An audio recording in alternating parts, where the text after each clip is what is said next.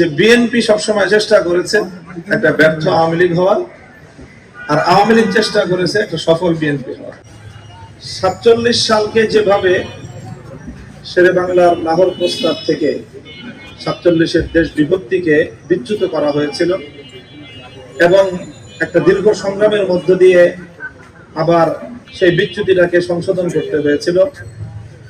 71-এর পর 72 সালে যা কিছু হয়েছে সংবিধান প্রণয়নের সময় এবং বাংলাদেশের 71-এর অর্জনটাকে বাংলাদেশ থেকে হাইজ্যাক করার জন্য 72 সালে এই সাংবিধানিক প্রক্রিয়ার মধ্য দিয়েই মূলত সেটার সূচনা হয়েছিল এবং আমরা তীব্রভাবে অনুভব করি যে 72-এর সংবিধান 71-এর মুক্তিযুদ্ধের চেতনাকে কোনোভাবেই পরিপূর্ণভাবে ধারণ করে না। এই 71 এবং 72-এর এই যে একটা সাংঘর্ষিকতা, এই যে একটা বিপরীতমুখী অবস্থান বাংলাদেশের রাজনীতির জায়গা থেকে দীর্ঘ সময় ধরেই এই কথাটা বলার চেষ্টা করা হয়েছে এবং 72ই 71 এই কথাটাকেই প্রতিষ্ঠিত করার জন্য বিগত 50 বছর ধরে আওয়ামী লীগের রাজনীতি হয়েছে। 72 যে পরিপূর্ণ 71 না, 71-এর জায়গা থেকে 72-এর যে বিচ্যুতি ছিল সেই জায়গাগুলোকে চিহ্নিত করার জন্য অনেকেই কাজ করেছেন। শহীদ প্রেসিডেন্ট জিয়াউর রহমান অবশ্যই তার মধ্যে অন্যতম একজন। সেই 72-এর মাধ্যমে 71-এর মূল চেতনার যে বিচ্যুতির জায়গাগুলো ছিল সেটাই 50 বছর ধরে বাংলাদেশে একটা লড়াই সংগ্রামের মধ্য দিয়ে অগ্রসর হয়েছে।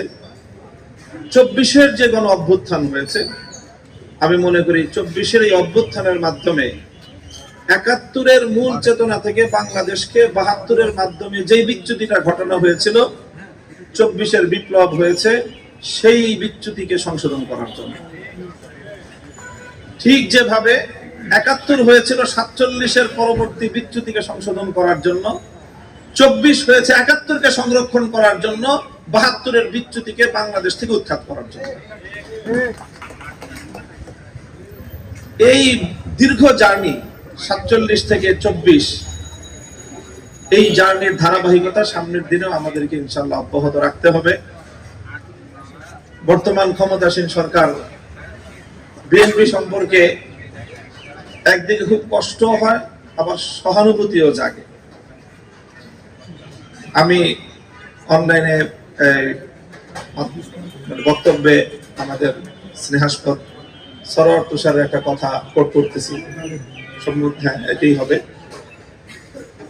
যে বিএনপি সবসময় চেষ্টা করেছে একটা ব্যর্থ আওয়ামী লীগ হওয়ার, আর আওয়ামী লীগ চেষ্টা করেছে একটা সফল বিএনপি হওয়ার। এই জায়গাটাতে ঠিক আছে না এই কথাটা? হ্যাঁ, এটা আমি দীর্ঘদিন ধরেই আমি অনুভব করি এবং বিএনপির খুব একজন শুভকামী হিসাবে বিএনপির জন্য শুভকামনা সবসময় ছিল, এখনো আছে এবং এক ধরনের আমাদের অসহায়ত্বের জায়গা থেকেও ছিল।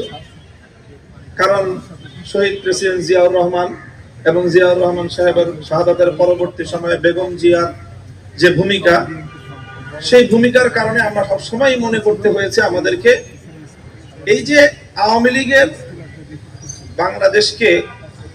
বাংলাদেশের যে মূল ট্র্যাক থেকে বিচ্যুত করে আধিপত্যবাদের গোলামীর বাংলাদেশ গড়বার যে অব্যাহত প্রচেষ্টা, সেই প্রচেষ্টার বিরুদ্ধে জিয়াউর রহমান সাহেব এবং বেগম খালেদা জিয়ার নেতৃত্বে যে সংগ্রামটা হয়েছে, সেই জায়গাটায় যখনই কোনো ধরনের দুর্বলতা তৈরি হয় অথবা তারা পরাজিত হয়, তো তখন শুধু বিএনপি পরাজিত হয় না, পরাজিত হয়ে যাই আমরা এন্টি ভারতীয় এবং এন্টি আওয়ামী শক্তি, আমরা সবাই পরাজিত হয়ে যাই। এই জন্য আমরা সবসময় বিএনপির বিচ্যুতিতে বিএনপি যতটা না ক্ষতিগ্রস্ত হয়েছে, আমরা তার চেয়ে বেশি ক্ষতিগ্রস্ত হই। বিএনপির ভুল সিদ্ধান্তের সাফার যতটা না বিএনপিকে করতে হয়, তার চেয়ে বেশি সাফার করি আমরা। এই জন্য বিএনপির প্রত্যেকটা ভুল আমাদেরকে প্রচন্ড ভাবে কষ্ট দেয়। বিএনপি যখন 96 সালে এই তত্ত্বাবধায়ক সরকার বুঝে না, তত্ত্বাবধায়ক সরকার আসমান থেকে পড়েছে বা কোথাও এই জাতীয় যখন কথাবার্তা বলতো, তখন আমরা দেখতেছিলাম যে বিএনপি একটা পতনের দিকে ধাবিত হচ্ছে। বিএনপিকে সেই বিষয়টা কষ্ট দেয়নি, আমাদেরকে কষ্ট দিয়েছে।